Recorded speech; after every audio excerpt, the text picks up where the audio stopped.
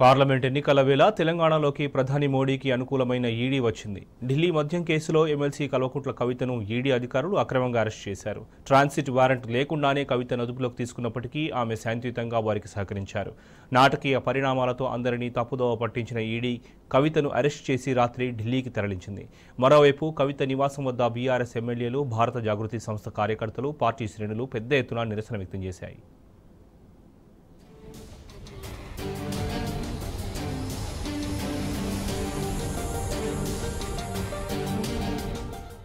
ఎన్నికల అనగానే ప్రధాని మోదీ అనుకూల ఈడీ దేశంలో ఎక్కడైనా ఇట్లే ప్రత్యక్షమవుతుంది.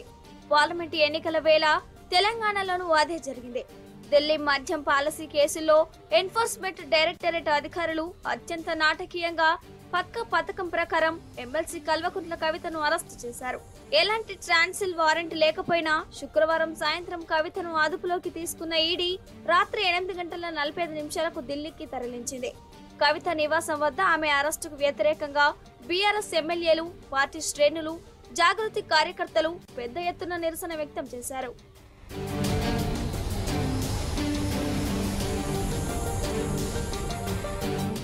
తనిఖీల పేరుతో ఎమ్మెల్సీ కవిత ఇంట్లో ఈడీ అధికారులు నానా హంగామా సృష్టించారు. 12 మంది ఈడీ అధికారుల బృందం శుక్రవారం మధ్యాహ్నం 1 గంటకే కవిత ఇంటి వద్ద మోహరించింది.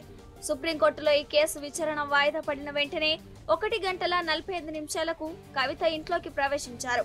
ఇంట్లోకి రావడంతోనే సెక్యూరిటీ, కవిత వ్యక్తిగత సిబ్బంది కవిత ఫోన్లను స్వాధీనం చేసుకున్నట్లు ప్రత్యక్ష సాక్షులు తెలిపారు. అలాగే పలు డాక్యుమెంట్లను స్వాధీనం చేసుకున్నారు.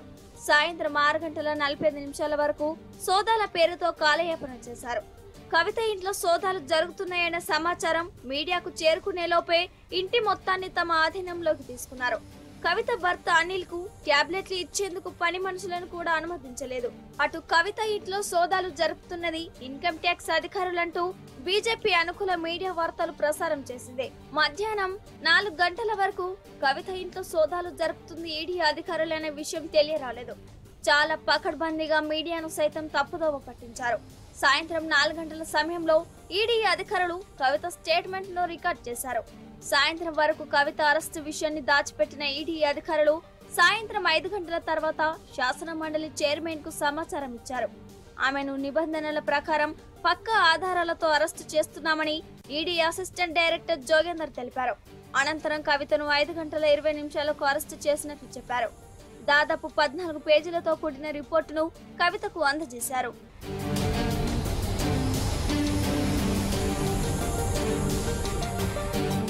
కవిత ఇంట్లో ఈడీ అధికారులు సోదాలు జరుపుతున్నారనే విషయం తెలుసుకున్న మాజీ మంత్రులు కేటీఆర్, హరీష్ రావు, వేముల ప్రశాంత్ రెడ్డి అక్కడికి చేరుకోగా వారికి సైతం అనుమతి నిరాకరించారు.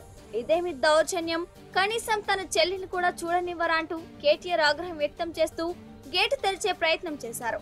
హరీష్ రావు, ప్రశాంత్ రెడ్డి, బీఆర్ఎస్, జాగృతి కార్యకర్తలంతా కేటీఆర్ వెనుక నిలువగా పోలీసులు వారిని చెదరగొట్టేందుకు ప్రయత్నించారు.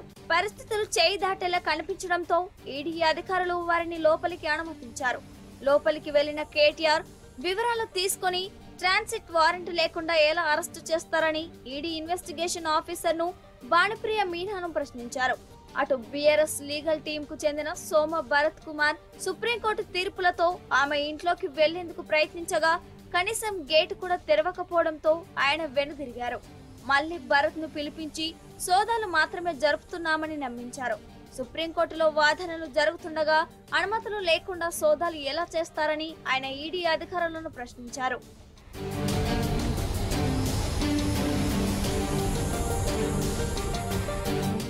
తన వాదనకు వ్యతిరేకంగా అరెస్టు చేస్తున్న ఎమ్మెల్సీ కవిత శాంతియుతంగా ఈడీ అధికారులకు సహకరించారు. ఇంటి నుంచి బయలుదేరే ముందు ఎమ్మెల్సీ కవిత పిడికిలి ఎత్తి నినదించారు. ఈడీ అధికారులు అదుపులోకి తీసుకుని కారులో ఢిల్లీకి తరలించేందుకు సిద్ధమవగా చిన్న కొడుకు ఆదిత్యను చూసి భావోద్వేగానికి గురయ్యారు. ఆదిత్య నుదుటిపై ముద్దు పెట్టి ధైర్యం చెప్పారు. కొడుకు కన్నీటి పర్యంతమవుతుండగా తల నిమిరి వెన్ను తట్టి సముదాయించారు. మెట్లు దిగుతూ చిరునవ్వుతో అభివాదం చేస్తూ కవిత ముందుకు కదిలారు. అనంతరం కారు ఎక్కే ముందు భర్త అనిల్ హత్తుకొని ఉద్వేగానికి గురయ్యారు.